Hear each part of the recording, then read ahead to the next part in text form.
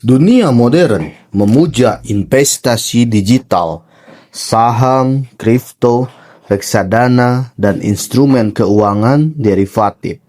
Namun, ada satu kesamaan di antara semua itu. Tidak satu pun yang bisa Anda sentuh, pelihara, atau kembangkan dengan tangan Anda sendiri. Sebaliknya, peternakan domba adalah bentuk investasi berbasis sains biologis.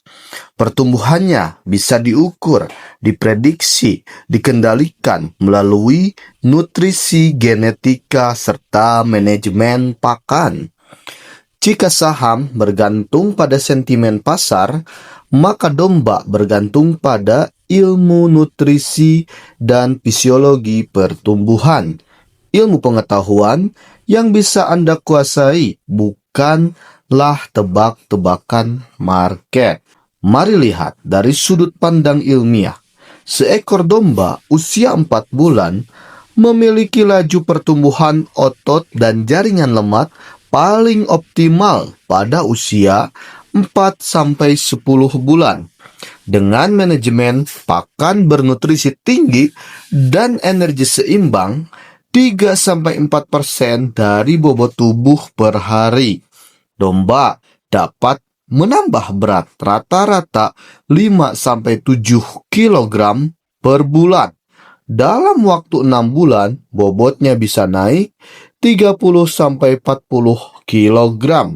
Dan inilah titik di mana nilai jualnya meningkat hampir 2 kali lipat.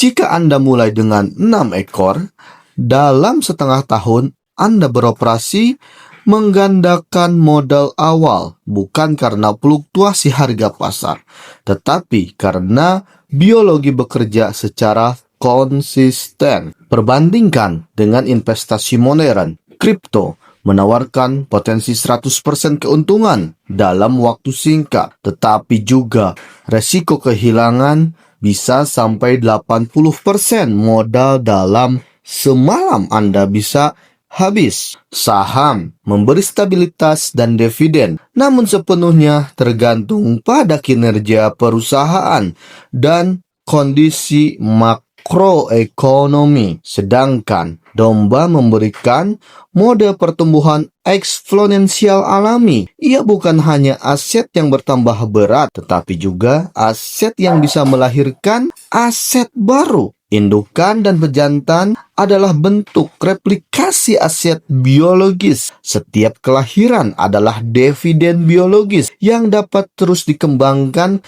tanpa batas waktu. Tidak ada saham yang bisa beranak. Tidak ada kripto yang bisa berkembang tanpa energi. Namun, seekor domba bisa melipat gandakan nilainya dengan pakan, air, dan waktu. Sekarang, mari kita gunakan pendekatan ilmiah dan ekonomis. Beginilah simulasi sederhananya. 6 ekor domba usia 4 bulan, harga per ekor berkisar 2,5 juta, total modal awal 15 juta. Dalam 6 bulan, dengan bobot meningkat 35 kg, nilai jual per ekornya bisa mencapai 4,5 juta sampai 5 juta. Hasil kotor dari 6 ekor 27 juta sampai 30 juta. Keuntungan bersih sekitar 100% dari modal awal. Dan ini belum termasuk potensi breeding dari 4 indukan dan 1 pejantan. Setiap indukan bisa melahirkan 1-3 anak per siklus. Jika 4 indukan menghasilkan 8-12 anak, pada siklus berikutnya Anda tidak hanya menggandakan hasil, Anda menciptakan pertumbuhan eksponensial aset biologis. Dalam dunia investasi, resiko adalah keniscayaan. Namun berbeda dengan resiko market saham ataupun kripto yang tidak bisa dikontrol. Resiko dalam peternakan dapat dikelola melalui ilmu pengetahuan. Penyakit bisa dicegah melalui vaksin dan biokosutri. kematian diminimalkan dengan nutrisi dan manajemen stres. Fluktuasi harga pasar diantisipasi dengan strategi panen bertahap dan diversifikasi produk, daging, bibit, pupuk organik, hingga bulu domba.